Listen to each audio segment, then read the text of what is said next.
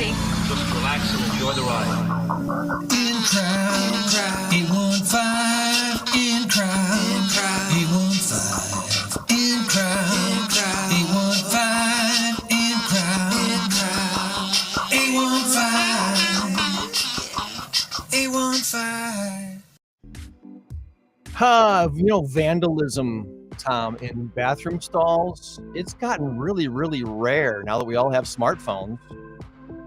I'm Greg. He's Tom. This is your In Crowd 815 podcast for the last Saturday of August. It's August 30th, the year 2025.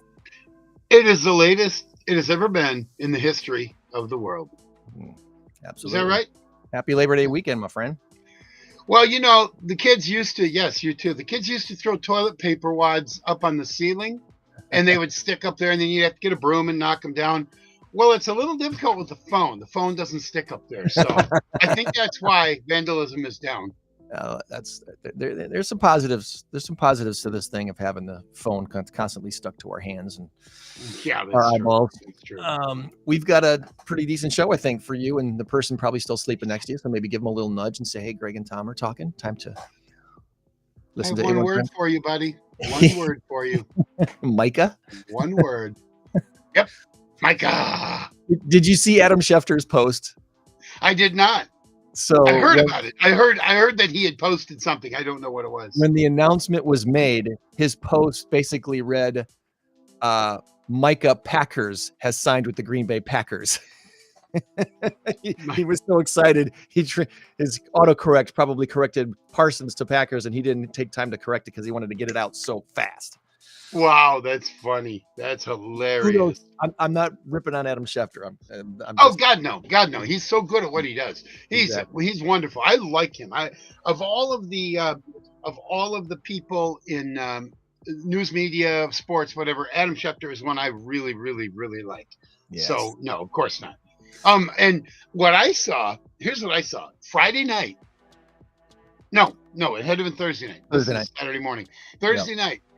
I was on YouTube, and I'm always looking through Packer stuff, and I get my Packer podcast every day, Locked On Packers with Peter Bukowski, and I am reading, and I saw, Peter Bukowski, what? I had already seen the podcast earlier in the morning. He had another one, so I clicked on it, and in large letters, bold caps, it said, Brian Gutekunst did it, and I'm like, oh dear God, what did he do? What did he do? We got a okay. Well, anyway, we're good. I didn't notice there. Okay. Well, anyway, I'm easily distracted. I'm ADS, attention deficit squirrel. Well, nobody expected the Packers to do what they did, and right, exactly. So we'll talk more about that. Oops, that ain't right. We'll talk more about that in a little bit. I am doing some sharing here, but before we get into too deep, let's make sure. Oh gosh, okay, yeah, we'll talk about that too later. Let's make sure we take care of our business here first, right here. There we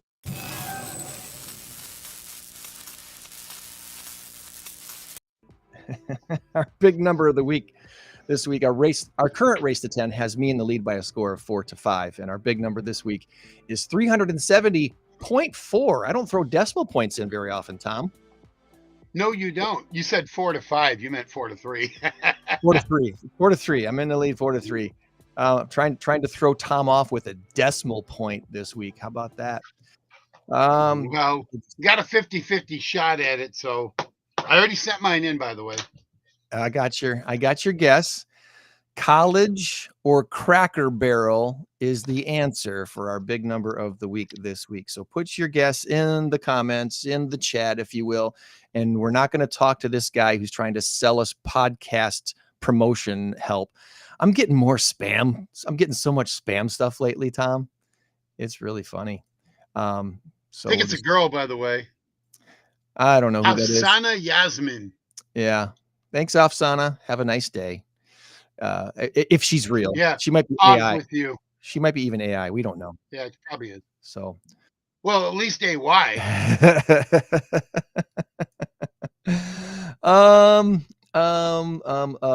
We have a couple of guests who are excited to bring to you today. Our first guest is involved with something called the Superhero Center for Autism. We've had them on the show in the past, but as with most organizations, there's turnover in people that run things, and we're going to learn more about our new friend Jim Taylor, who is with the Superhero Center for Autism. And I'm having fun with this, Jim, as I'm trying to click through and reset up the screen. This has nothing to do with you. Fine. I'm just having some fun with this morning. Good morning, Jim. Good morning. How are you guys? Thanks for having me. Wonderful. Thank you for coming on. Wonderful. I'm going to put you in the spotlight box right over there. Oh. And there we go. Now I'm set as long as my camera stays put. How are you this morning? How was your week, buddy? Great. It's been a fantastic week at the center. We are gearing up for our superhero sprint on the 13th, and could not be more excited. We're champing at the bit. We are going to definitely talk about the sprint. Before we get into all things Superhero Center for Autism, tell us a little bit about yourself. Where did Jim grow up and go to school? Oh, wow. Okay. So I grew up in Canada, in little prairie towns throughout Saskatchewan and Manitoba. Those are provinces in Canada, which are like states. And then I met my wife, who's from Rockford, in 2011, and I ended up lucky guy. Yeah, I lived in Chicago for a time, and then we moved here to Rockford in 2016, and I became an American citizen in 2023. And way to go! Yeah, so Good for you. I'm fully in. I'm in the in crowd. That's awesome. Well, for those who have never had an experience with trying to become an American citizen, can you tell us a little bit about that experience? Absolutely, yeah. There's a lot of paperwork, and there's quite a bit of waiting. You can check in on the status of your application, pretty often. And then when the day comes, you go down there and they give you like a quiz about like American history and the Constitution and the levels of government and all of that stuff. Kind of like my it is. Yeah. Except the prize is citizenship. And then the really great thing was I got to swear in at the Coronado. Was one of like 300 people. They do that, I think, maybe like once a year. And so I was like one of 300 citizens. We all got up and we got to do the oath together and everything. And it was really special. Oh, so cool. And it's like now every time I drive by the Coronado, it's like I became an American in that theater. That's so cool. That's awesome. Was it an expensive endeavor to become a citizen? There's some fees. There's definitely some fees. Okay. If you're not comfortable doing the paperwork yourself, you can hire a lawyer to do it for you, and that costs a little bit more money. Yeah. But there's ways to do it where like you can save a little bit of money, but you be prepared to pay. The only person I've ever really spent time talking about this was a young gal that I worked with at the TV station when I was working at Fox 39 and WTVO Channel 17 back in the day. Her and her husband were both Canadians, and so they were both in the process of getting their American citizenship. And I know at the time this would have been almost 20 years ago now, about 19 years ago. It was pretty darn expensive to become a citizen. She was telling me the fees that were involved and how much money it was going to cost. And I was like, wow, that's a lot of money.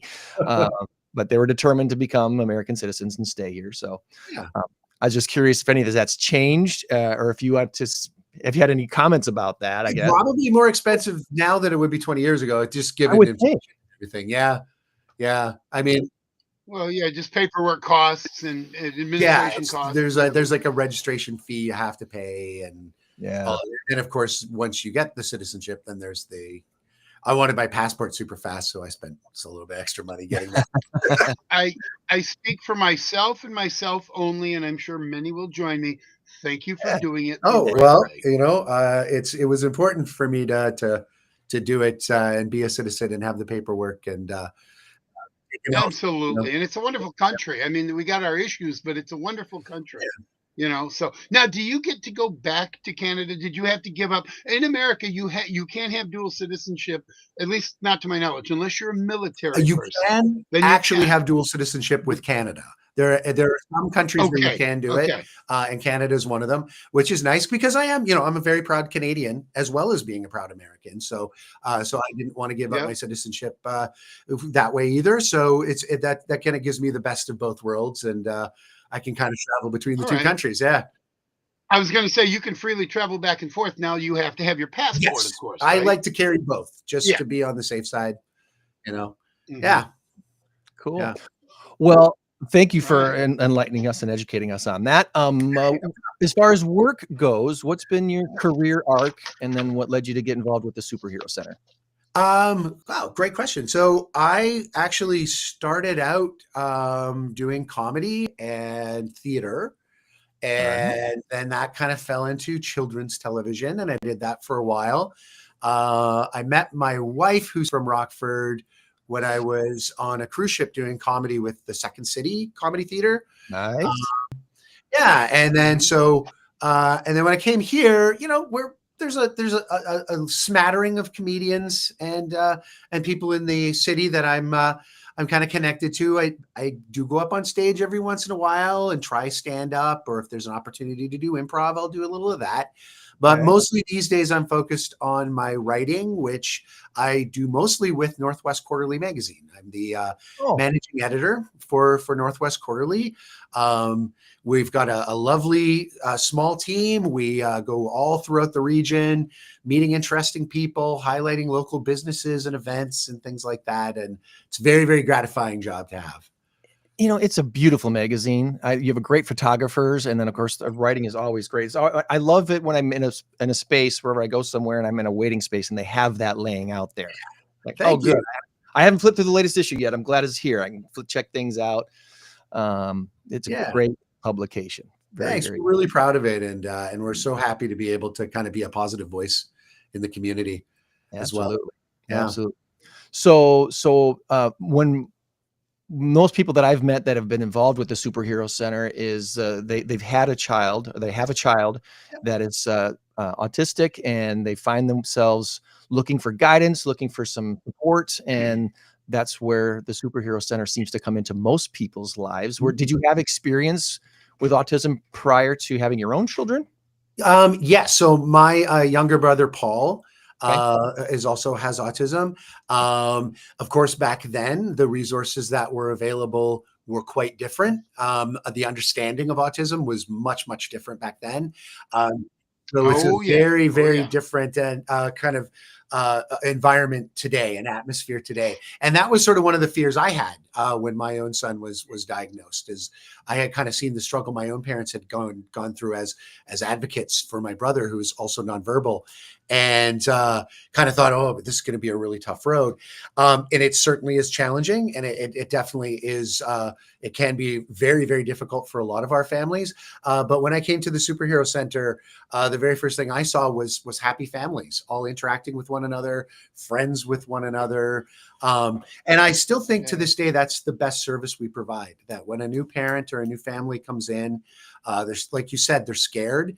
They don't know what's available, what's out there for them. And when they come into our center, they find their place and they find people there that can help them. We're not a medical facility. We don't do any diagnoses or anything like that. We're not spokespeople for any of the various organizations out there. But we have a lot of parents that have experienced the navigation of the world of autism here in this region, and they can be really helpful to any new families that come in as well.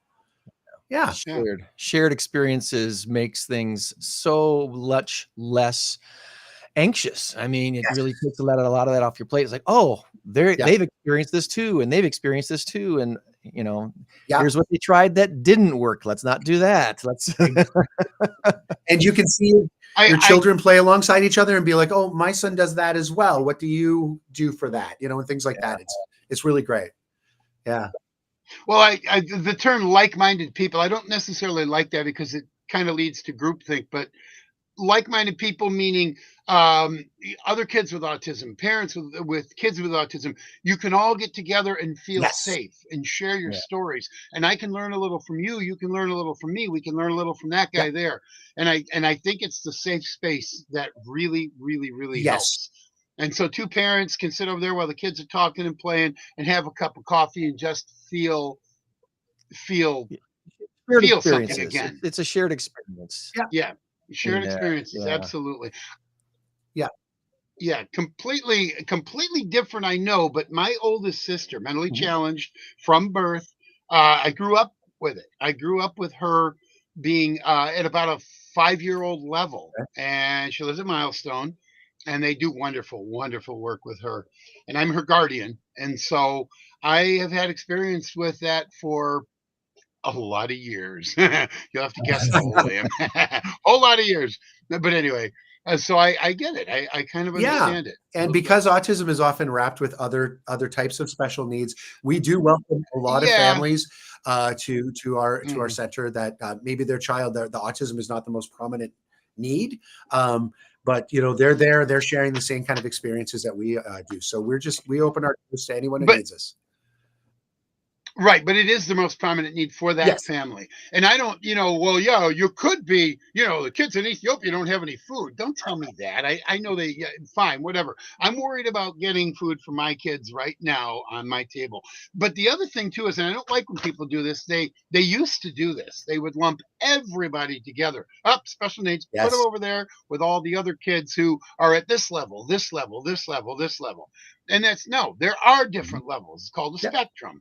But and that's I'm so glad somebody came up with the whole spectrum idea, because now well, I can more define what this little guy needs or what that little girl needs. I can more define what they need and gear my teaching or my help or whatever towards that. And it is very, very important. Absolutely. So much more important. Yeah, you know, there's a saying in the autism world, and that is that if you've met one person with autism, you've met one person with autism.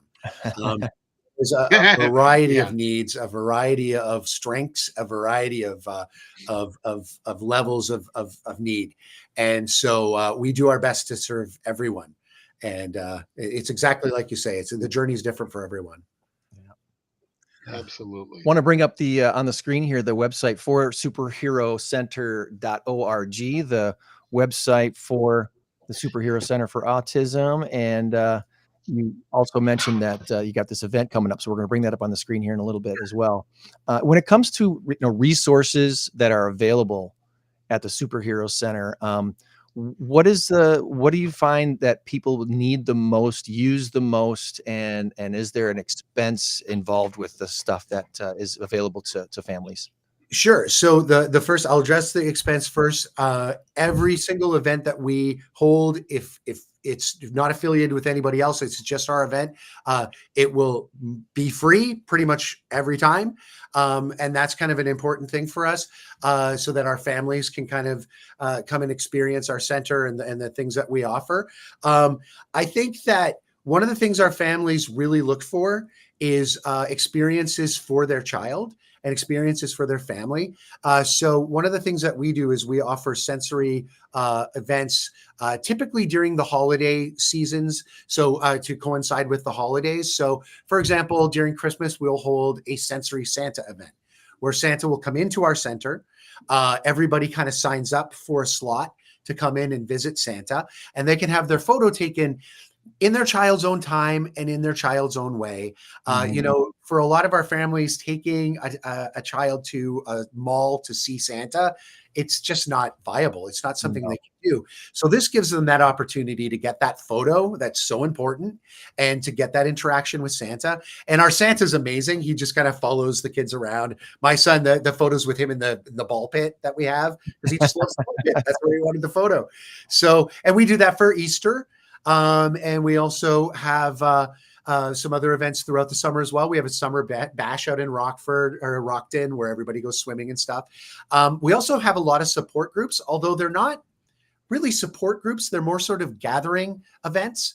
And we do that for our moms and our dads. So about every month, our moms get together and they have a mom's night. Our dads get together and have a dad's night. We have a wonderful sibling group that's for siblings of kids, teenage siblings of kids with children on the autism spectrum. They can come out and have a good time. I think the last time they went to Flow, the trampoline place. And just throughout the year, whenever we can, we do something for our families. And the fundraiser that we're having coming up in September is an example of that, our 5K run and our superhero sprint. So Superhero sprint. Let's Yeah. put that on the screen here too. That's the next thing coming up here in September 13th. Yep. And that's 9 a.m. Although we are doing a group stretching for the 5K at 8:45. So if people want to come and have a nice stretch, maybe get to know their fellow runners, it's a good opportunity to do that. And then we're having a fun for our family fun run, which is not timed. You don't have to even cross the finish line. It's just for our families to have some fun together. We're doing a little Zumba warm up for that. So the families can kind of have some fun with that. So got the link. If anyone who's following along on YouTube, Facebook, or Rumble, the link will show up in the comments for you guys to just click on it and go right directly to this webpage that you're seeing. That makes it really easy for you to sign up. If you're on other platforms, you probably won't see it, but there it is, superherocenter.org/5K. And this should be a fun day. And where did you say that this is being held this time? It's going to be Doty Park in Belvedere. Doty Park. So Doty Park. Yeah. Here's hoping for a beautiful September day for you guys. So too. There's a line on here that says also volunteer for the superhero sprint. Are you still looking for volunteers to help put this event on? We're looking for volunteers for the event, and we're also looking for volunteers for the Superhero Center.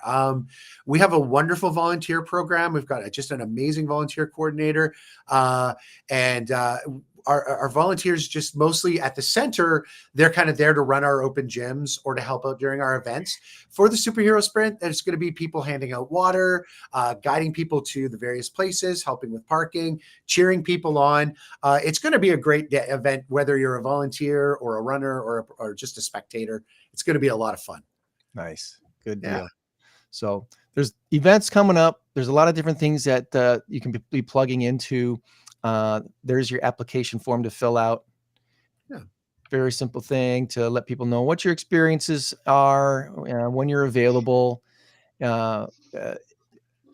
Volunteering in a situation like this, especially when you're working with kids, we got to be very careful, obviously. So there's information when people volunteer for something like this that you just know you're going to have to give. So if you're someone that doesn't like sharing certain information, you need to be aware this is a very special place, and these are children that you're going to be working with. So you're going to have to give some information that you might not have to give at other organizations to volunteer. Very true, very true. So just be aware of that, and hopefully you fill all the slots that you have and the needs that you have. Anything else that we haven't asked you about the Superhero Center that you wanted to make sure we talk about today? The only other thing is that we do, while it is free to attend our open gyms and our most of our events, we do ask that families register with the Superhero Center, and you can do that right on the website. There's a tab up there to register, just so that we know. We serve about 600 families right now in the center, in the community. So, and we're always growing. And the most important thing is if you're listening or watching this and you suspect something is going on with your child, do your best to get that child assessed, because the diagnosis, as scary as it is, that diagnosis unlocks services, and those services are vital for your child. So, for parents out there, if you're worrying, talk to your doctor, talk to your pediatrician, see if you can get an assessment done. And you can come to our website. You can, or talk to some of our families, and we can help you with that as well. So, there is a donate button on your website as well. I want to bring that up real quick, just so people know if somebody wants to donate to the Superhero Center. Pretty easy to do. Simple. Want to make a monthly donation or a one-time? Go right there. Yeah. And we are 100% volunteer run. Nobody is paid a salary. Nobody on our board. None of our volunteers. And we apply for grants, but we do not receive any sort of federal or state funding on a regular basis as well. So we really depend on that sponsorship and donations. All right. I think the last thing I want to put in the chat is your Facebook page, because if people want to just follow along with the events that you're up to, make sure they can get a chance to follow along on the Facebook page. Your events are on there. Obviously, you can see the 5K right there on your featured events. Yeah, things that are coming up. So We also have a private group for our superhero parents where they can kind of go on, ask some questions, talk about some of their experiences, and get a little help that way as well. So awesome. we do our best. Yeah. All right. Well, if you think we've covered all the bases today, Jim. Feels like we did. Yeah, absolutely. I had a great time. Awesome. All right. So let's see if we can't bring on our next guest and get on to our next thing, which is it involves this right here. Hit it, Greg. Hit the button, Greg.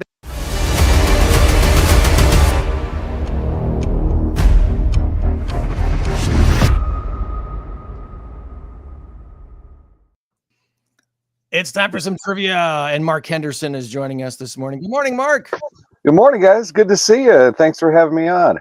Absolutely. Mark, Jim, Hi, Mark. meet Mark. Hello, Jim, Mark. good to see you. Yeah, And good to thanks see you. for all you guys. Thanks for all you guys do. It's a wonderful, wonderful organization, and I've been privileged to be able to work with you guys in the past, and Yes. really appreciate all you guys do. Well, we really appreciate everything you've done for us as well. It's great to see you again. Absolutely. Yeah, you too. All right. Well, before we get into all What we things got? Mark Henderson's Weather Hub, we're going to try a little trivia, Mark and Jim. See if we can't score. I always tell the guests, I just want to score four out of his seven, and I'll feel pretty good about my day going forward. So here's hoping we can get at least four of Tom's 7 questions of the day. All right. 4. I just better than 50%. Way to set the bar That's low. my expectation. I'm sticking to it. You got to go at least 5, Oh, I dude. feel Come even on. better These are about myself if we get fairly easy 5. questions. We've been doing really good lately. Although, Jim, I have to somewhat apologize. There's no Canada questions on here. Get out of here. I'm really sorry. Yeah, maybe at a disadvantage. What is the So I have an northern- American I think I'll so That's got to be a trivia question for someone, Tom. What is the northernmost province of Canada, eh? Well, no, actually, the first question for Jim. What is the first letter of the alphabet? there we go. A. Hey, the there we last go. one I is knew I'd Z. hear it. I knew I'd hear it. Ah, And the last one is Z. Yeah, that's right. Yeah. I got a buddy who he'll never say Z. He always says Z. Said, hey, I Johnny, fall in it. you're Well, in that's America. John. Yeah, well, you're Canadian. You're okay. That's all right. Yeah, you know John. Dr. John. He's a good guy. Yeah. Great guy. Smart guy. All right, here we go. If you are ready. Drum roll, Here we please. No, I'm go. kidding. I'm kidding. I always say that, and I hate drum rolls. Because everybody's got to feel the need to bounce on their table. It's like, okay, stop. We're not in 7th grade here. Okay, here we go. Question number one. Elsie the cow was the mascot for what brand? Was it Borden or Carnation? I think it was Borden, wasn't it? I had Borden in my head before he said anything else, so I think it's Borden too. Gosh, I hope so. All right, Jim, Yes, you agree? Borden. Yeah. All right, way to go. Smart bunch here. Borden it is. Borden All it right. is. All right. On the sitcom Full House, what character had the catchphrase, "Cut it out"? Was it Uncle Joey? Or was it Danny Tanner, who was played by Bob Saget? He was the dad. It's Uncle Joey. Definitely Joey. Dave Coulier. Cool, yeah. Dave Coulier. By the way, where was Dave I believe Coulier he was from? a Canadian, eh? I believe he was. He's a big hockey Hey. fan. Mhm. Yeah. So- You see gives a it New York away. Rangers or something? Actually, that gives it away. He's a big hockey fan. So And reportedly, Yeah. Isn't he like, he broke Alanis Morissette's heart, but that's a whole nother conversation. there we go. wow. Isn't Wow. that ironic? What Yeah, idiot. I don't know. God. Yo. Whoa. Oh, I like it. I That like was great. it. This early in the morning. That's amazing. That was really good. It was really good. Okay, hold on. 2. Isn't that ironic? I'm going to have to use that We have sometime. We have 2 All right. questions correct so far. Way to go. Hey, all right. All right, here we go. Who is the NBA's all-time leader in playoff scoring average? 33.1 points per game. I will give you 2 options. Michael Jordan or LeBron James? Wow. This is gonna. Once again, who is the NBA's all-time leader in playoff scoring average at 33.1 points per game? Was it Michael Jordan? or LeBron James? I was going to say, this is going to feed into the whole greatest discussion, which there is no discussion. It's there is no Jordan. discussion. It's Michael Jordan. It's Michael Jordan. Yes. And For what, the greatest of all time, or for the yes answer and to yes. this question? yes. Both. Yes. I do believe Michael is great, but I don't know about 6 championships, never lost one. LeBron's won 4, I think, and he's lost 3 or 4. But that's a team thing. But for just simply playing basketball and all of the things involved, LeBron makes a good case. But I still He gets go the with longevity Michael. award. I still That's go for with sure. Oh, definitely. But he didn't go to high school, or he didn't go to college. So he's played 4 more years than anyone else did. And he broke Lou Alcindor's Kareem Abdul-Jabbar's record, and Kareem Abdul-Jabbar played 22 seasons. And now LeBron, I believe, is in his 23rd going on. I think. So, but anyway, I am not 100% sure. I lie a lot. Question number 4. Who wrote the book Old Man and the Sea? No options here. Hemingway. Everybody in agreement I'll there? defer to you Tell by the guys. smile on my face. Works for me. Yeah, Hemingway. There's Absolutely.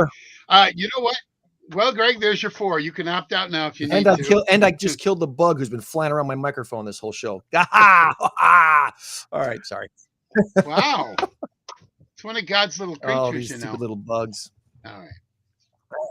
Yeah, I had a fly. You know what? I don't usually kill flies until they come around. That's right. Then on my leg, then on my other leg, then on my food. Now we're good.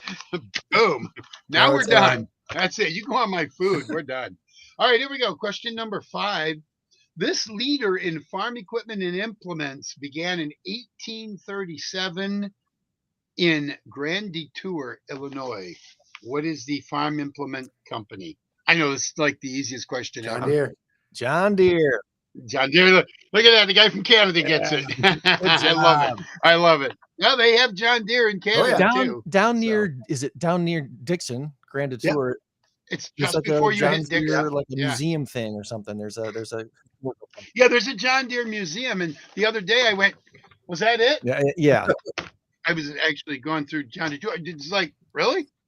I'm expecting something like Midway Village, something big with big combines outside. No, I don't know. I'm kidding about that. I did go by it, and I'm like, oh, that's right, John Deere Museum. I saw the sign. Oh yeah, they got a blacksmith shop in there. It's pretty cool. Yeah, it's cool. It's pretty neat. Okay, so I'm gonna have to. Yeah, they do like live blacksmithing. Oh yeah, man, you got to go. It's really cool. Yeah, I was actually heading to Dixon to do some trivia. So at Bogies, I believe it's called. But anyway. Great looking golf course. I'm gonna have to go golfing too. Man, I am ADD this morning. I'm all over the place. All right, question number 2. Here we go. See, I tell you. I believe we're on question number 6. Where in the world would you find? Okay, this is South and South. Where in the world would you find Victoria Falls? And by the way, it's the largest waterfall in the world. Is it South Africa or South America? South Africa.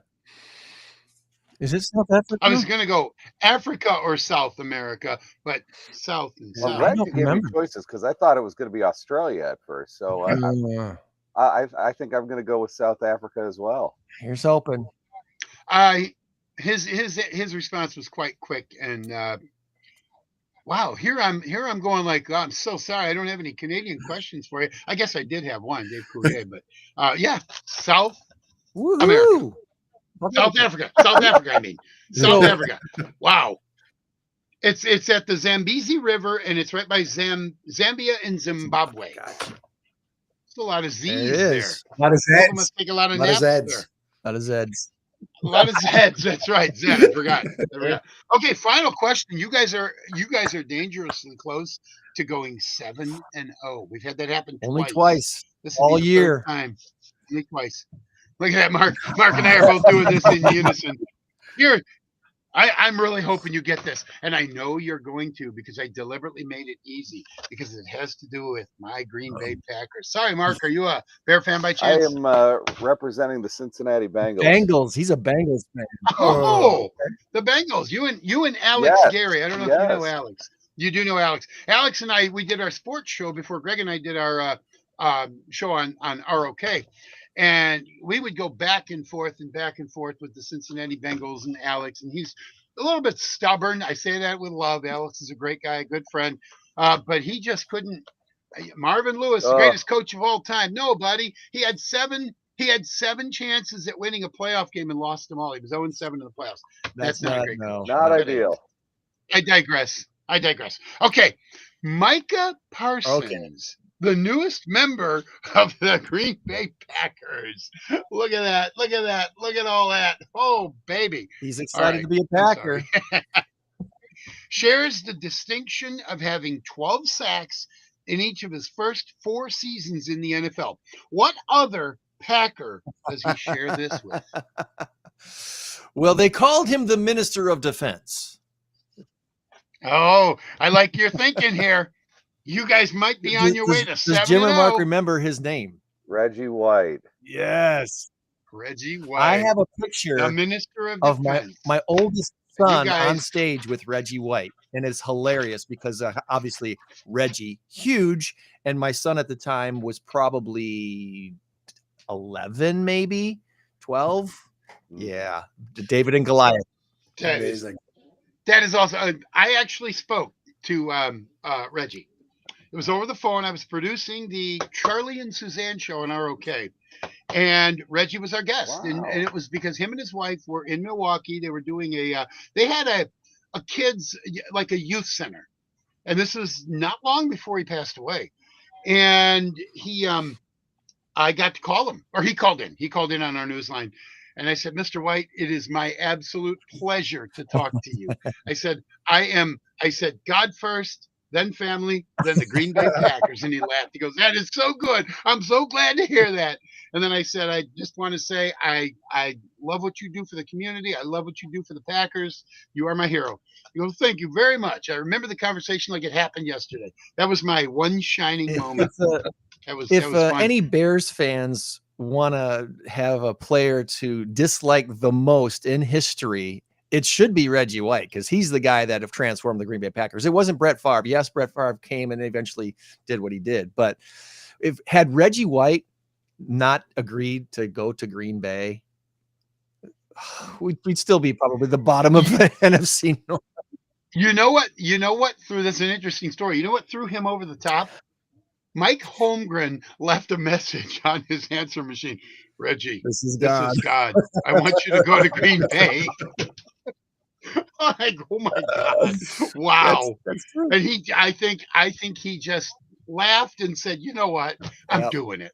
And he did, and he got a Super Bowl out of it. So. Yeah, he did. Well, and I'm really hoping, with all due respect to my Bear fan friends and my Bengal friends and anybody not Edmonton, Winnipeg Blue Bombers. Winnipeg Blue Bombers. Winnipeg Blue Bomber friends. That's right. I really, really, really do hope that this doesn't just turn out to be a flash in the pan. He's with him for a year. He injures his back. He decides to leave or whatever, and it becomes a big fiasco. I really hope Green Bay has a couple of Super Bowls at least. I really do. I want to see Jordan Love get that. Would be nice. That would be nice.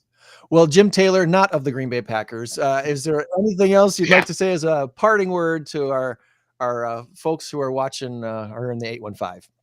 Thanks for listening. And if you need us, we're there. Come find us. We're happy to help. Awesome. We appreciate you and what you do, and best of luck in your 5K event. All right. Thank you so much. Have a great one, guys. Have a great weekend. Bye-bye.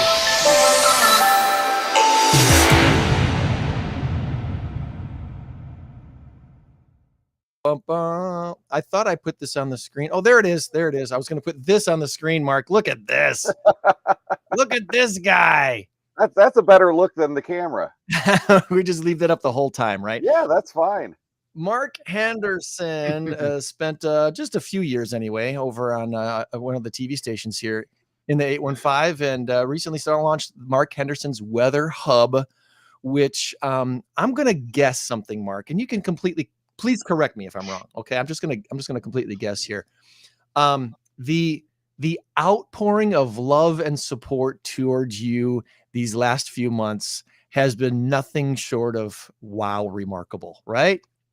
There aren't words to properly express just how how kind and how generous and how supportive people have been. It is truly blown my mind, and I could have never seen this coming.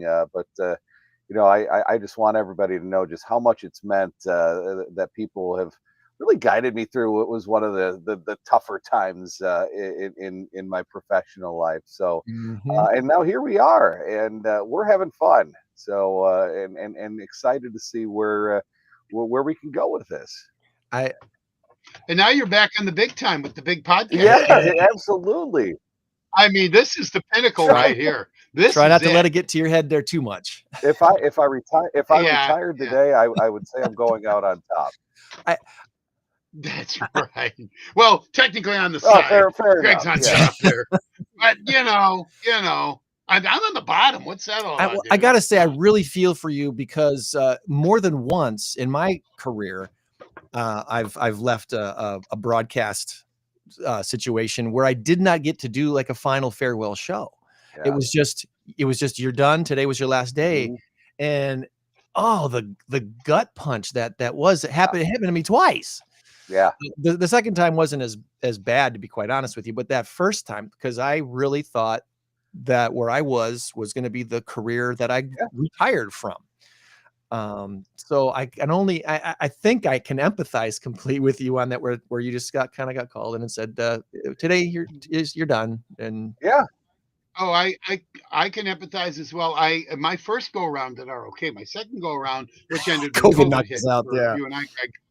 Oh, good. Long story. Don't even get me started there. But my first one, I was there for about 3 years, and we'd gotten new management in, and basically the whole idea was budget cuts and let's start trimming the fat. And I was the morning show producer, and I was everything. I did everything there. I was production, whatever. Well, he calls me into his office. I won't say his name. It doesn't matter. And he says, "We're letting you go." I'm like, "Oh, okay." And then I'm like, "Oh, you mean letting me, like I'm going down to part-time?" I wasn't getting it. Yeah. And finally he just said, "No, I'm firing you. You have 15 minutes to leave the building." He's like, "Why?" I left some of my reels back there. I left my lunch. Yeah. Oh my God. It's still there. It's lunch is still in the fridge. Yeah, I hope that tuna sandwich is still good. Anyway. No, it was crazy. It was absolutely crazy. You talk about a gut punch, Mark. It's or Greg, I think you said it. But either way, it is a gut punch. And that just woo. And then Stephanie, I don't know if you know Stephanie, Mark, but Stephanie, front office Stephanie, one of my very, very best friends, lives around the corner from me. I saw her one day, this is 2007, 2006, whatever, and she goes, "You should come back to the station. So-and-so is gone. It's all new. Come back to this." So I went back, and they hired me instantly. I did remotes. And then I started producing the morning show. And then what you and I did. For Saturday morning State Line show before most of this. Saturday morning State Line show. And it's wonderful. I love it. And I'd go back in a heartbeat. But but we never got to say goodbye there either. We really didn't. But that was the whole thing. It's like, we're not going to go grab the microphone and say, "This place sucks." And we're not going to do that, But people have done it before. Well, I think the saying goes, and I think we can all relate because we've all been through it. You haven't lived in this industry unless you've been unceremoniously let go with that, at a moment's notice here. I think it's, there's definitely some truth to that. But, I think it's an industry that's changing, whether it's on the radio side or the TV side or whatever, because there are so many more options. You're not competing as much against other TV stations or radio stations. You're competing more against your phones, and you're competing more against, ventures like this. Yeah. There's just so many more opportunities out there to consume media here. And so it's a changing landscape, but it's nice to have opportunities like this, though. Yeah. I do wonder once in a while what we would be doing if we didn't have this platform. Broadcasting is in the blood. It's not going anywhere. It's going to be always a part of me after doing it for 20 years. So to be able to do this without the umbrella of some organization having to prop up, the equipment and the tower and everything else. It's just so special. Well, I know what I'd be doing. I'd be sitting on my chair eating a bowl of Captain Crunch watching Sports Center. That's what I'd be doing right now. Well, we've got a whole day of college football ahead of us here, so Oh, yes. Yes, we do. Yes, Yes. we do. And then Notre Dame plays tomorrow. Yep. So Well, I want to bring up your Facebook page because this is the thing that you launched here to get things going. And Mark Henderson's Weather Hub, boom, boom, boom, boom, boom. There it is. Where did I do that? There we go. I can't swap the screen around. I can't swap the now screen this is a around. look right here. you can Right. So this is what now? 2.5, 3 months of going now with your Weather Hub. Yeah, the Weather Hub was born on June 10th, and so we're about 2.5, almost 3 months here. So yeah.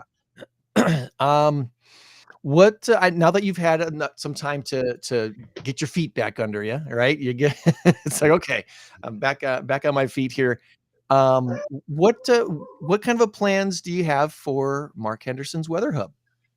Well, the beautiful thing about being in this realm is that you can be your own boss and you can kind of do whatever the heck you want to do with this here. So my wheels are spinning here constantly. But we do have some ideas for, in addition to the Facebook page here, we also have a YouTube channel here where I do some video forecasts and some educational pieces, and those will continue. Coming up in the wintertime, we obviously have the snow season ahead of us. And a lot of times the snowplow contractors want to know, is this going to be a snow system that we have to plow, or is this one that maybe we're just going to be salting driveways? When do we have to go out? So I'm looking to partner with local snowplow contractors here, where I would provide like a Zoom briefing with them and discuss individual winter storms and how it'll affect them and how they can best optimize their work. So things like that.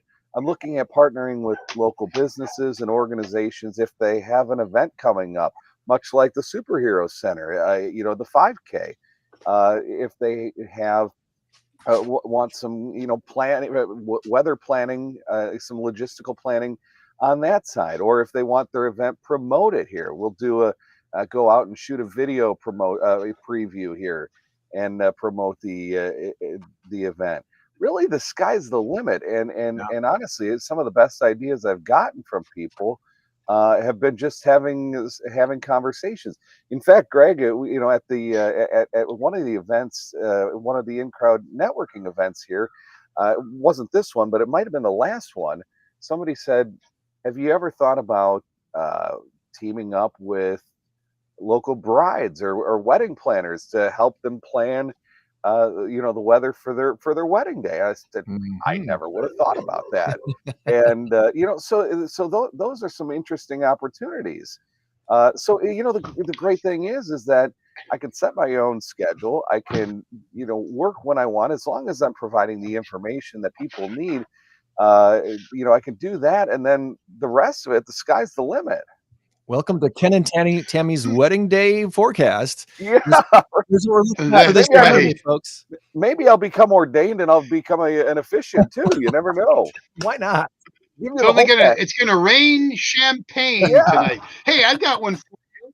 Have you thought about teaming up with the Rockford School District for snow days or something like that? Because I can tell you, as a parent of 3, all my kids are grown now, but I have 2 grandkids, and I want to know, is there a snow day today? And sometimes you just can't find out. And like you said it best when you said it's a changing landscape now. You don't always get local stuff on your news because they're piping in a lot of the national stuff. So if you miss it, you miss it. Go back. Have you thought about doing something like that, like maybe having a tab for Rockford School District closings or something along those lines? In the past, I've had some the good fortune of having wonderful relationships with a lot of the school districts who've called or emailed in the past and asked for input on whether or not the buses are going to be running or if it's going to be a safety issue, and I'm still very much open to helping in any way, shape, or form. So if there are any school district leaders or anything that want to reach out, just send me a DM on the Weather Hub Facebook page, and I'm always happy to help, because at the end of the day, the safety is the most important thing. And you don't want buses running in the middle of a blizzard, and the bus drivers don't want to be driving in the middle of a blizzard. Nope.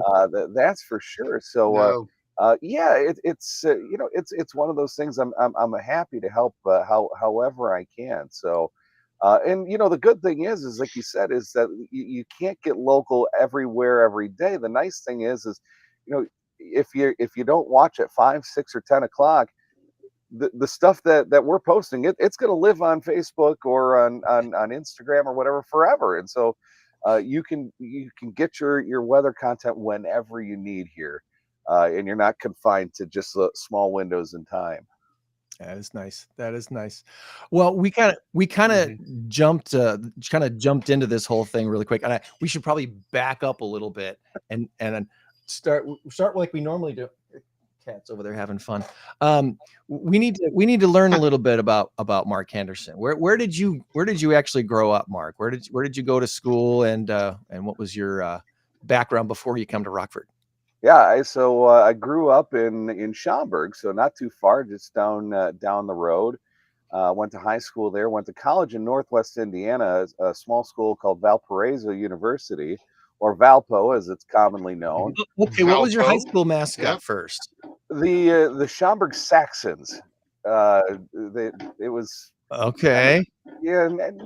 That's a medieval It thing, right? is. It is. And I never knew what a Saxon was until I was in school. Although I don't know if I ever fully understood what a Saxon was or is.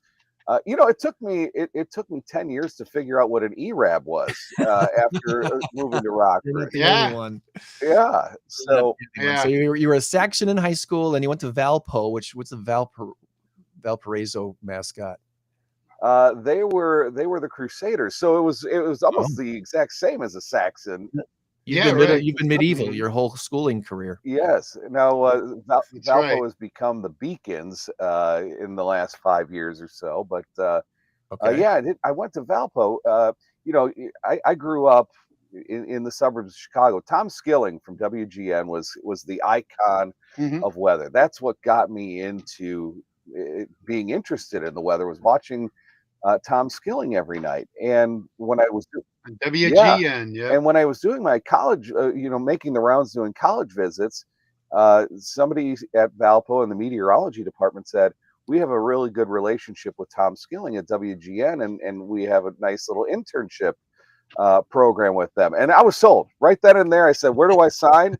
I'm going to Valpo. I want to work for WGN. I want to intern with Tom Skilling." And it just so happened I did have the fortune of being able to do so. I got to work with him for almost 2.5 years, and that's what kind of got me rolling here in the weather business. And that's a love that I attribute to him from a very young age. I probably was 3 or 4 years old when I first started watching the weather and having a passion for the weather. And here we are now, 4 decades later and change, and that love hasn't gone away. That's cool. That's cool. So you go to Valpo, you work as under Skilling for a little bit. I think I remember from one of our conversations, you got to spend some time in the lovely Northwoods of northern Wisconsin for a bit as well, right? Yeah. Well, here we go. Let's talk mascots. Has anybody heard of a hodag before? The Hodags. The Rhinelander Hodags. There we go. Not anything we can share here. Yes, but yeah. I did spend right out of college. I spent about 9 months in Cadillac, Michigan, which if you're unfamiliar with Michigan, it's right about there in Michigan, Okay. northwestern portion of the state, near Traverse City. That was one of the most brutal winters I can ever remember. We got 130 some odd inches of snow up there, and I said, "I'm out of here." So then I got the wise idea to go across the northern portion of Lake Michigan and move over to Rhinelander, Wisconsin. My first day in Rhineland. where it's equally Well, cold. my first day in Rhinelander, or not my first day working, but the moving day in Rhinelander. Got there, got parked the U-Haul. It was April 27th of 2002. April 27th, and we had 20 inches of snowfall on that day. And I said, "What am I getting myself into?" Can you imagine moving during a 20-inch Oh, snowfall? that's amazing. And that was just murder. And then Mhm. I spent a year and a half there, and I'm like, okay, I'm moving south, and came down to Rockford. And my first day in Rockford, July 5th, 2003. That was the day the massive straight line winds, the derecho Oh, moved through the region, yes. knocked over the WIFR tower, Yeah. knocked out power to half the town. And I said, what in the world am I doing here, for crying out loud? So, You're like a human You can't tornado move or yeah, anymore, something. Mark. if you want something bad to happen, just tell me to go somewhere and follow me, and something bad's going to happen. Okay, so when the Bears and the Packers play at Soldier Field, move to Chicago No, for the no, game. There you go. And that's all I ask. Just that one no, thing. no. That's if you would have asked All me right. what year that those straight line winds messed up Rockford, I would have not said 20 years ago. That's wow. That's Yeah. I knew the day because I worked for the school district and I had to go evaluate the Uh-huh. damage at one of our schools near my house. And so I knew it was, I knew the day. It was right after the 4th of July. I just knew when it was because I knew at what point I worked there. So we were just talking about that the other day. I don't remember who I was talking about it with, but we were just talking about that. And I said, no, July 5th, 2003 or whatever Yeah. you said it was. You know, and it was 2003, yeah. interesting because so I moved down on the 4th, and I knew there was a storm overnight. I could hear the storm. I was living down on Sandy Hollow, not too far away from Sandy Hollow Golf Course, and I went to work that Saturday afternoon, and I was driving. I saw some trees down or some branches down, but it wasn't too crazy on that side of town. And I drove to work thinking everything was normal. I pulled into the station, and there was a Winnebago County Sheriff's deputy at the end of the driveway, and he asked for my ID, and I said, "Well, you weren't here when I interviewed for the job a month or so ago. What's going on?" He's like, "You don't know?" And I said, no. I don't know what. I moved down on the 4th of July. I didn't have internet set up at the house. I didn't have mail. I didn't have cable or TV or anything. Smartphones weren't a thing at the time. And I said, no, what am I missing? And he said, go in the backyard and take a look. And so I drove around, I parked my car, and I looked in the backyard, and it looked like a roller coaster in the backyard, just all this twisted metal from the tower having collapsed. And I almost turned around and asked for Wow. my old job back in Wisconsin. So to use your line, isn't that ironic? The weather guy didn't know. Wow. That's Yeah, hilarious. That is hilarious. it was a heck of a welcome. That's for sure. But you know what? For as rocky a start as we got off to, this area, I'll tell you, it's phenomenal. It's the people in this town are just fantastic, and it's been so fun They are. to see all of the positive changes that have happened here in the 22 years that I've lived here.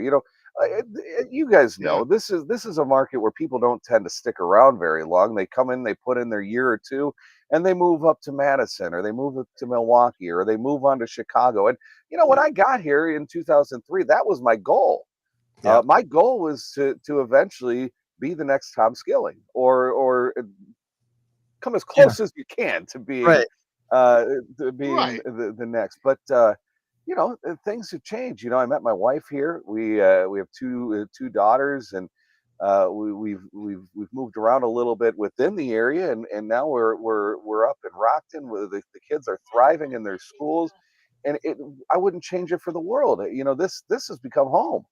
And so a lot of Yeah. people asked after I was let go from the TV station if I was planning on moving to another market, and the answer is no. We're here to stay. There's just too much good happening right now, and this is just a wonderful place to be, and the support Yeah. that so many people have shown just further cements the fact that there are some great people here in this community, and we're very lucky. Yeah. Yeah.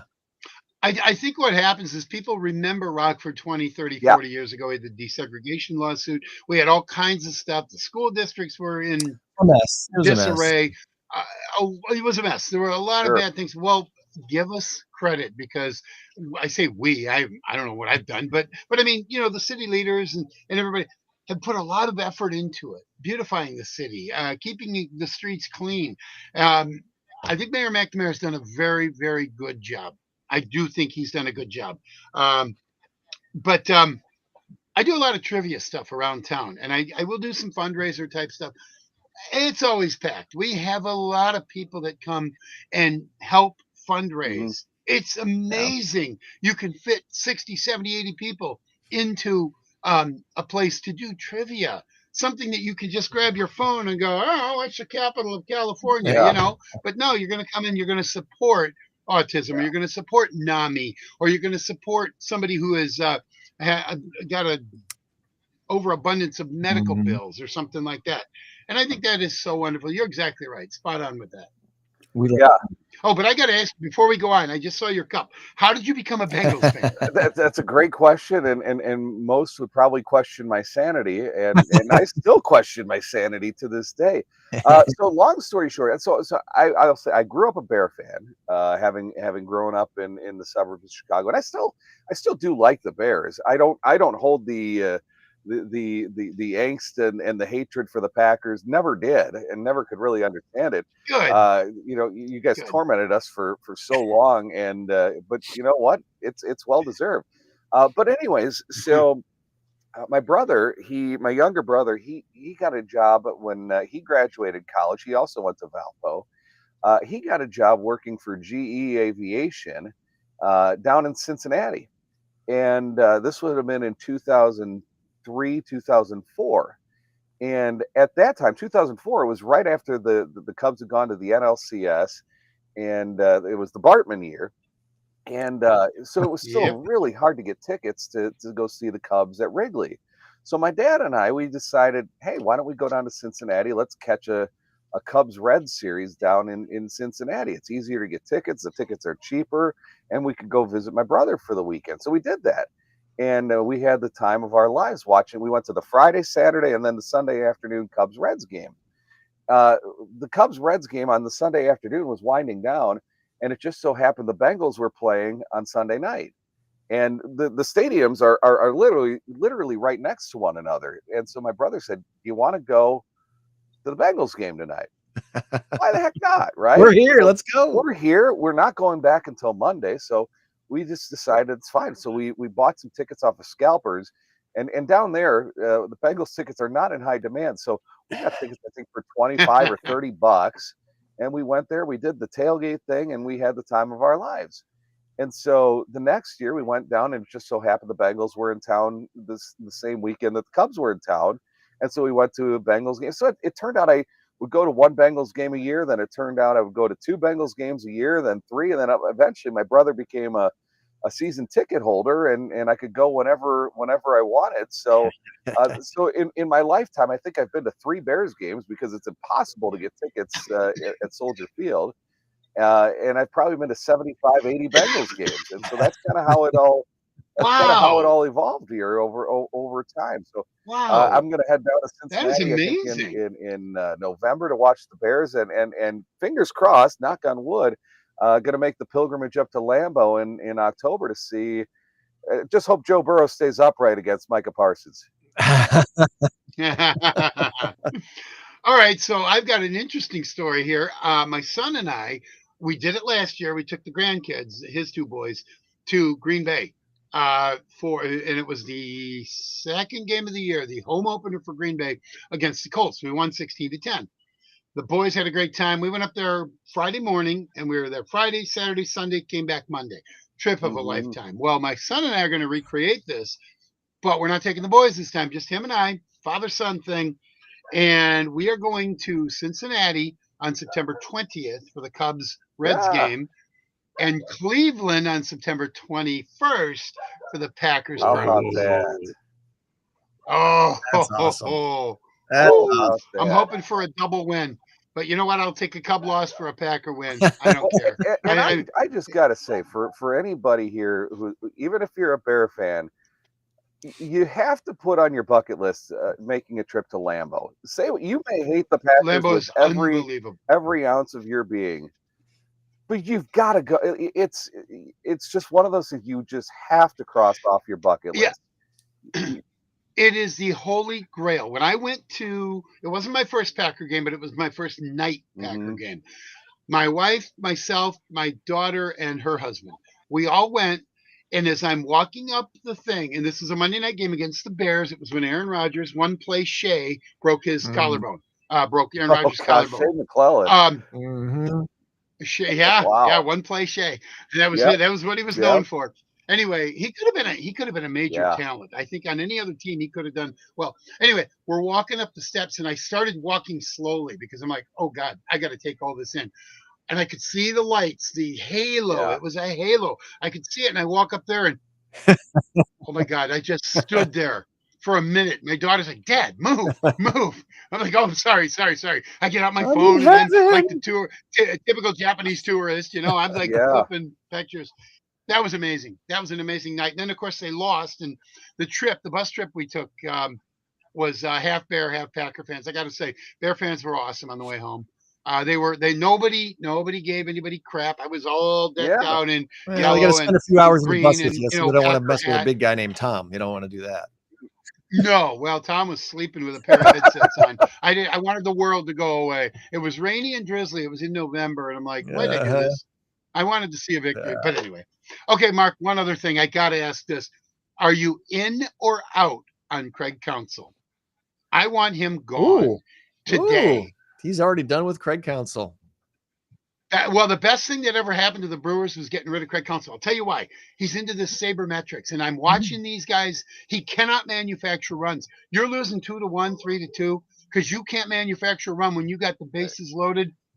And Ian Happ up there, and there's a bunt back to the stands, and there's another bunt back to the stands, and then all of a sudden, strike 3 called. It's right down the kisser.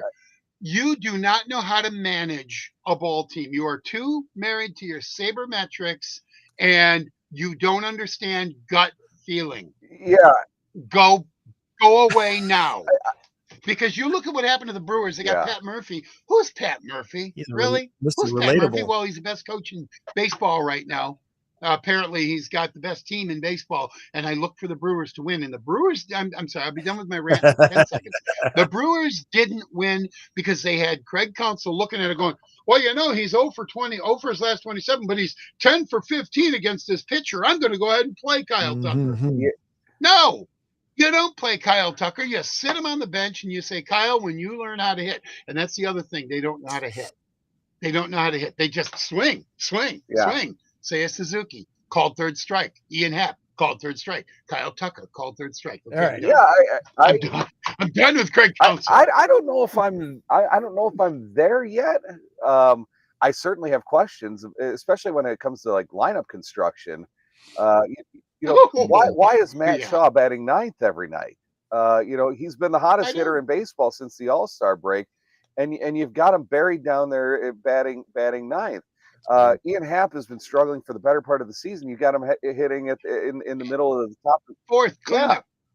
He was cleanup the other day, and I'm like, you why? got this rookie in Casey, and he's sitting on the bench all the time. And when you said, these other guys are struggling, why can't Casey see the field on a routine basis? I think Counsell's kind of he's so tied to his older players. He's a veterans kind of guy. Kind of reminds me of Dusty Baker back in the early 2000s when he was all about. When he was all about the veterans and the younger guys could never sniff the field. And so I do have some questions about the lineup construction, but at the end of the day, I also think he's not the one swinging the bat. I mean, these guys have all struggled and so, but to your point though, I think that why is Seiya playing every day? Why is Kyle Tucker playing? I mean, they sat Kyle Tucker down and it seems to have fixed him. Why not do the same with Happ? Yeah. Why not do the same with PCA? Well, the problem is there's no real coaching. You need a hitting coach that's going to go up and say, hey, listen, you're dropping your shoulder. Here's the other thing. You took a call. Seiya Suzuki did it twice in a row, a called third strike. The first count was 0-2, and then the second time up, it was 1-2 or 2-2, called third strike. Ian Happ did it the other day, and that ball was right down center field. I mean, it couldn't have been more down the middle. And he looks at the ump like, why'd you call that a strike? Well, because they've gotten passive. I'm not sure why, but they've all gotten passive. Can you guys put that to pull down the Mark Henderson's Weather Hub logo and put the Mark Henderson Sports Hub logo on there now? I bet AI could make me one in about 20 seconds. Yeah. Yeah. Yeah. Sorry, we kind of turned this. Oh, that's all good. I apologize. I get very passionate about it, and right now I'm really, really upset with Craig Counsell because I'm watching this unfold, and I'm like, here's what I would do. I would go up there and I would bunt him. You got first and second, nobody out. You're down by 1. Bunt them over because the Brewers did that a couple of weeks ago when the Brewers beat the Cubs before the 3-2. The Cubs won 3 out of 5 just recently, but it was up in Milwaukee. The Brewers did it. They won because the next pitch was a wild pitch and he scored. There were 2, at the point there were 2 outs at that point because that second out became when he bunted them over. And a wild pitch, and the guy scores. It was either a tie ball game or they took the lead, one of the two. Manufacturing runs. That's what you have to do. And you're right. Dusty Baker couldn't do it. The only sports graphic I have, Mark, is this one right here. So when I really need something to just block everything else, I throw that up on the screen. And that usually, if I just give it a minute, that usually resets Tom. And then he's a little bit better. So there you go. There you go. There you go. I'm just going to stand up so this thing is showing. Well, hey, let's. I did ask AI to give me some questions for you today, Mark. All right. So I want to try this on you today. We've been doing the AI questions of the week on the show, most shows in the last few months. And when I asked AI to give me some questions, here's what it gave to me. I always ask for 3 because at least one of them should be good. So after asking the AI for some questions, it said, Mark Henderson is a veteran meteorologist in Rockford, Illinois, who recently left his longtime TV position at WIFR to start his own social media-based weather service, Mark Henderson's Weather Hub. So far, very accurate, Mark. Look at this. Wow, somebody's watching you. He has a strong following.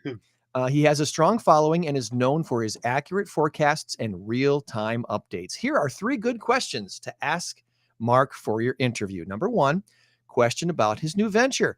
It says, you spent over 2 decades as a TV meteorologist, a role with a very specific format and platform. Now, with Mark Henderson's Weather Hub, you've transitioned to a new medium. What has been the most significant challenge or surprising benefit of moving from a traditional broadcast to a social media-based platform to deliver your forecast? Well, I think what's been most interesting, I mean, what's been kind of cool about it is that, I don't have to drive into an office. And my office can be wherever I have a Wi-Fi connection. So sometimes the Weather Hub is sometimes the Weather Hub is at Starbucks. Sometimes it's in my basement. Sometimes it's on my deck here. So it's kind of nice. I don't have to do the whole suit and tie thing. It comes with, if you asked about challenges, I think the biggest challenge at first was being able to have a graphical medium to be able to show kind of the pretty pictures, because that was the one thing that was missing. You see all the pretty pictures and the animations on TV, and I don't know if I'll ever be able to do this stuff with all the little fly-throughs and stuff like that, but I've purchased some data packages and some graphics packages that allows me to at least be able to prepare graphics like what you see here on your screen. I really like them. So it was a challenge to kind of find those graphic packages and then learn them, because I've been working on the same graphics computers for 2 decades, and so it certainly taught me a lot of new things. I've learned some different video editing software and some different Canva and Photoshop, things that I had never used before. So those would have been challenges, but it's been kind of fun to learn, and it's good to teach this old dog some new tricks. It's probably healthy. It's probably healthy for the brain. to Yes. listen to some stuff. That's the way I look at it too. Back in the day, WTVO. In fact, his name was Bob Yep. Kevern. I'm pretty sure you've probably heard the name. But this was so crazy. I'm a kid. I'm a young kid in the '70s, and he would do his weather report. And they would have these little felt things to put up there. Well, it's going to be sunshiny in Rockford today. They'd put up Yeah. a felt sun, and then you're going to see some cloud cover. A couple of, and every once in a while they'd fall off. It was hilarious. I mean, it was, and it wasn't like meant to be Yeah. funny. That's just the way it was. We didn't have those. Yeah, no, and it worked. It worked 99% of the time, but every once in a while something would fall off of there. I'm pretty sure that's how I learned Kevern, the about ultimate Daniel in the pro. Lion's Den when I was a kid at church. So I don't know. That might be. Well, I remember if we go back, nearly a half century ago when Tom Skilling, he was in Milwaukee, and he had a puppet. It was Albert the Alley Cat, and he had Albert the Alley Cat delivering the weather for him back 50 years. I mean, times have changed. Well, if you ever want to get into ventriloquism or something, Mark, I'm good. I'm a one-trick pony. All right. Question number 2, a question about forecasting. Having forecasted it for Northern Illinois and Southern Wisconsin for so long, what are the most common or challenging weather patterns unique to our region? Any specific local microclimates or phenomena that make forecasting here difficult or interesting to you? That's a great question. I mean, it is a challenge forecasting here. I mean, this is one of the most unique regions, not only in the country, but really in the world, because, very few places run the gamut of different kinds of weather phenomenon that we see here. What we see here, we can see everything from 100-degree temperatures to 20 below or 30 below. We joke about getting 4 seasons in a day, but the truth is we get 3 seasons in a day often. Yes. You can have everything from blizzards to ice storms to severe storms to tornadoes. And what people I don't think realize is that, you look across the entire country, there aren't many places that run the gamut the way we do. I would say that the biggest challenge would be how Lake Michigan can have an impact on things, although it doesn't have nearly the impact on our weather as it does, say, towards Chicago or Milwaukee. But it's always a challenge.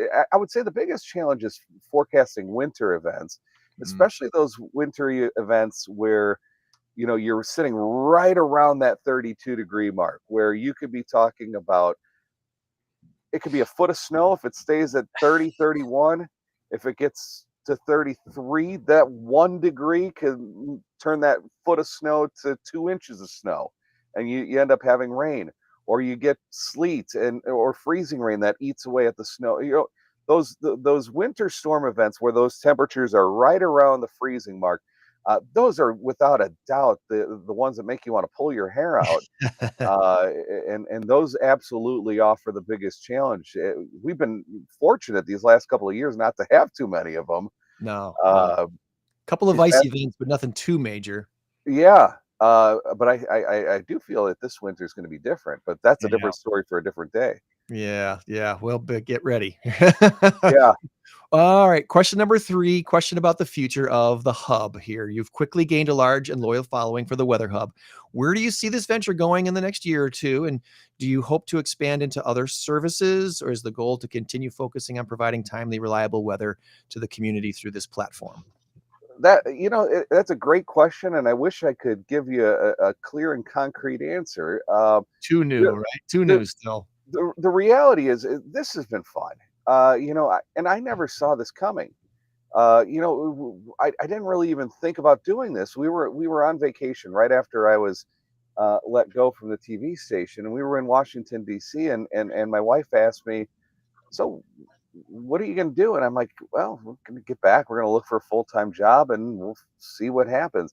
She said, Do you have any desire to do like a social media weather venture? And I never really thought about it. And I said, I'll give it a try. I didn't anticipate it sticking like this. So I created this Facebook page and I said, okay, here, and I posted on my personal Facebook page, here's this new page. And within the first 12 hours, we got 12,000 followers. And I'm like, Wow. what in the world is happening? I'm like, okay, well, maybe we have something here. And so then, I didn't have the graphics package at first, and I was actually using ChatGPT to develop my first couple 7-day forecasts. And then, the following kept coming and kept coming. Like, I got to do something with this. Yeah. So then I bought these graphics packages, and I said, well, okay, this is great, but now this isn't financially feasible because these graphics are not cheap. And so I said, all right, I wonder if we can partner with some local businesses, and to at least help cover the expense of these graphics and subscriptions. And so I just put it out there, and people, they jumped at it. And so we've got 3 or 4 different sponsors right now, and a lot of folks, a lot of businesses have reached out asking about sponsorship opportunities. And so the hope is to grow this a little bit bigger and turn this maybe into some sort of a financial, something where it's I don't want to say financially lucrative, because I don't ever think that we're going to be there, but maybe something where we can make a little money on this operation. And where it goes, who knows? The reality is I'm still looking for the next full-time opportunity here. I've been able to attend several networking events like at In Crowd here these last few months, and I've really enjoyed that. Because I thought I was going to be doing weather on TV forever. I thought that was going to be the only thing I ever did. And so I never really thought to expand or to build a professional network, and never really thought to see what else is out there. But the more and more I get out and I talk to people, the more and more exciting it is. So I guess to answer your question is, the Weather Hub's not going to go anywhere. It's going to be here. It allows me to scratch that itch that I still have, that passion for weather, and I don't see that going away. So as long as that's still there, the Weather Hub's going to go nowhere. Cool. How much it grows? Well, we'll see how it goes. I think we're just kind of all playing this day by day, week by week, and we'll see what happens. Yeah. Good. Well, it's an interesting, it's an interesting study in community and in just the followership of cross between terrestrial radio or TV and broadcasting and social media, because there are still quite a few. It becomes even more obvious in your situation. There are still quite a few executives of some of these bigger companies that still don't get social media at all. Yeah. At all. I don't know if you've been following much with one of the guys I like to follow on podcasting is Gary Vaynerchuk. I would, if you can tolerate someone who likes to swear quite a bit, you can get a lot of good information from Gary. He's a bit. If you've ever been in a TV newsroom, you know that that language is not our strong suit. You hear a lot. It's fun to listen to him talk because he got it early, and he's still preaching today after how many years he'd been doing this now? 15 years plus of telling these upper level executives, you need to start taking advantage of the social media stuff that's out there. That's free. You don't even have to pay for a lot of this stuff. Right. So it's cool to see the community rally around you. It was really, really interesting that first couple of weeks to watch the outpouring of love and support toward you was just really, really special. And it was a couple of weeks after that. It was about a month later. I asked a couple of my friends, this Mark thing, this Mark Henderson thing, it's real. It's really something. I said, do you think maybe it'd be okay? Do you think he might be open to being one of our celebrity judges for the Mass Karaoke Trivia Contest? And the people I was talking to, like, that would be great. I think that's a great idea. Can you talk to him? And so that's when I saw you, like, that day. Yeah. At Shattered Saloon. Yep. There was a Next Rockford event there that night. And I was like, I got a question for you. Please say no if this ain't for you. You know, that's kind of how I like to address people when I'm asking them something to do something. I like to just put out there, you're not going to offend me if you say no. Yeah. I'm asking because I really want to know if this is something you'd like to do. And I put it out there, said, hey, I'm looking for another celebrity judge for our next mass karaoke trivia contest in November. Do you think you'd have fun doing that? And you were like, you might have taken a second to just take a breath, but you said yes so fast. And I appreciate that about you. Appreciate that very much. Well, I'm looking forward to it. I mean, what a cool event. You know, you're marrying two things that I really enjoy. I think I've retired from my karaoke singing career because the voice isn't what it once was. But I always appreciate hearing karaoke as long as you can carry at least half a tune. Yeah. And the trivia thing, I'm all about mundane knowledge, and so marrying those two is going to be a real blast to see. And you know, the fact that what a job you've done here, Greg, and your team to grow this in such a way. I know you said last year the top prize was $1,000, and now it's up to $5,000, and that's all going to go back to a local charity. So this is going to be something that's going to have a real big impact on a deserving organization here in the state line. And so hats off to you. This is an awesome event, and I'm really thrilled and honored to be asked to be a part of it. So it was an easy answer to say yes. Appreciate that very, very much. November 13th is the next event at Tabala this time. And we will have room for 12 teams to participate. 6 have already been spoken for. So there's only 6 openings still that remain. And we'll anticipate getting those filled up pretty quick. So I know Tom's got a bust out here. He's got something going on this morning. So we need to wrap up. And we don't normally go this long. So I got a feeling we could just keep going for another hour. Ask him about Craig Counsell again. Yeah, we don't want to do that. Is there anything that we did not ask you about today, Mark, that you really wanted to make sure we talked about before we let you go? No, it's I just want to thank everyone. You know, people. It's easy to it's easy to say how much how much I appreciate the support, and it may sound it may sound disingenuous at times, but it truly has. I can't emphasize enough how humbling it's been for people, for just how kind and how supportive people have been. And I'm genuinely thankful for all the support here, whether it's been catching me at the grocery store or at events like the networking events that you've had. I just appreciate every single person that has reached out or sent an email or just sent a Facebook message. I could not be more grateful for everybody's support. So, and thank you guys for having me on here. This has been a lot of fun, and I look forward to seeing you guys again here soon. Absolutely. And if you're looking to play some trivia Wednesday night up in your neck of the woods, we Louie's on Elevator Road. All right. Wednesday night. We could use your help, Mark, because my wife Christy and I play as In Crowd 815, and we're in the top 10. We're number 10. We're in the top 10 of teams that play, so we could use a few extra points to maybe get us into the top 5. That'd be really great. My 7-for-7 performance probably helped that cause a little bit today, huh? Absolutely. I tell you what. Yeah, Greg isn't lying. They did come in 10th. There were 9 teams. Hey. There were, so but you two should coordinate, and you join forces, and you'll go from just the two of us most nights. So first. That's right. That's right. So anyway. Awesome. Well, hey, we really appreciate your time. I'm probably going to use your weather on various Saturday mornings when we record this live podcast, and with your graphics. I'm sure you won't mind me sharing your images and up there too. So. Absolutely. Anytime, guys. Happy to help. And I look forward to seeing you guys again. And thank you guys for this avenue and all you've done. I mean, I'll tell you, I've really enjoyed the events that you've hosted here.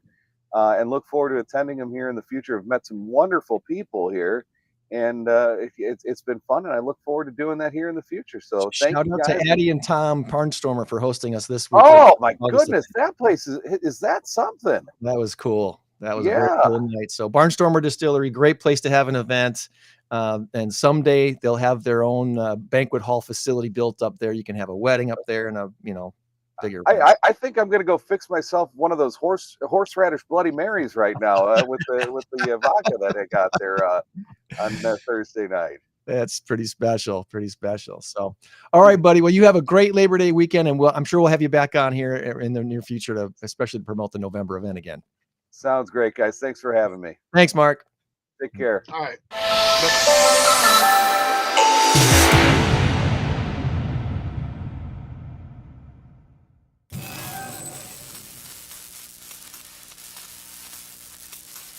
We need to do our big number of the week, and our current score: Tom 3, Greg 4, and our big number this week is 370.4. The answer is at College or Cracker Barrel, and you gave me your answer, so I need to update the score real quick.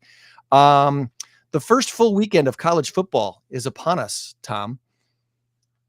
The Athletic analyzed the football-related finances of 16 schools between the years 2005 and 2023.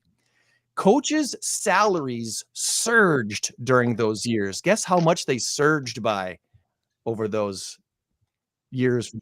I'm hoping not 370.4 370.4%. The answer was college. Yes, I'm taking the point this week. Of course, the big story, one of the big stories of this past week was that Cracker Barrel tried to rebrand itself, and it flopped horribly. They've already gone back to their old logo, and they've wasted $100 million in this attempt to rebrand their restaurants. And all they did was hurt themselves, Tom. That's all they did was hurt themselves.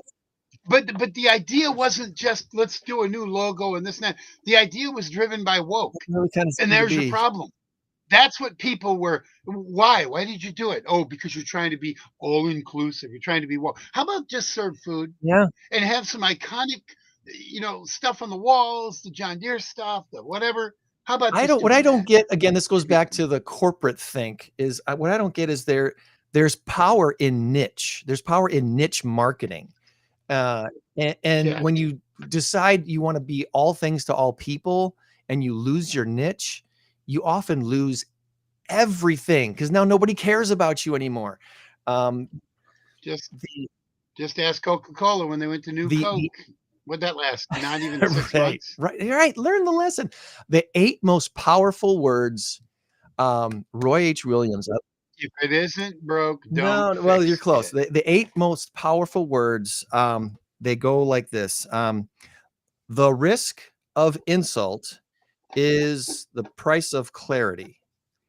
I love that saying. The risk of insult is the price of clarity. It's 9. Okay. I must have added a word there because I remember his big thing was 8. Risk of insult is price of clarity, something like that.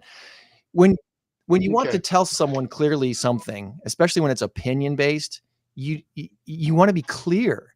And when you are clear to somebody, you risk insulting them because they might disagree with you very strongly. It's okay, especially for most people. When you have a conversation, most people you can tell them, "Hey, I have an opinion based on my experiences. Here's what it is.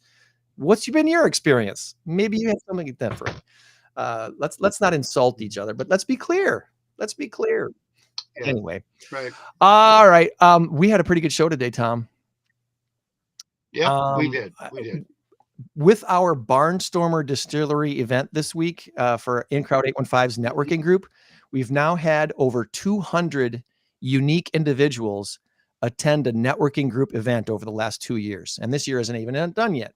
We still got September and October events for this year. So kudos to everybody for spreading the word, liking and sharing our posts and coming out to our networking group events. We really, really appreciate that. Liking and supporting our podcast here has been awesome too. If you're not yet following us on Spotify, please find us on Spotify and follow us there. That's a great platform to listen to podcasts on. And you got a thing you got to get to, so I better let you go. Hey. Yeah, we got a birthday party for my my granddaughter today, so I gotta go help make some macaroni salad or something. You go help make your stuff. Go Pack, go. We'll talk more sports next week when opening weekend of football season kicks off. Yeah, it's going to be interesting. It's going to be a really, really interesting. So Yep, it I is. think that's it, buddy. Anything else? Thanks to Jim Taylor from Superhero Center for Autism for joining us today. Mark Henderson from Mark Henderson's Weather Hub. And remember, you change the world when you help one person. So be a blessing to someone this week. We'll try to do the same and meet you back here next week for another In Crowd 815 podcast, everybody. Have a great Labor Day weekend. Bye-bye. 815 in crowd. 815 in crowd.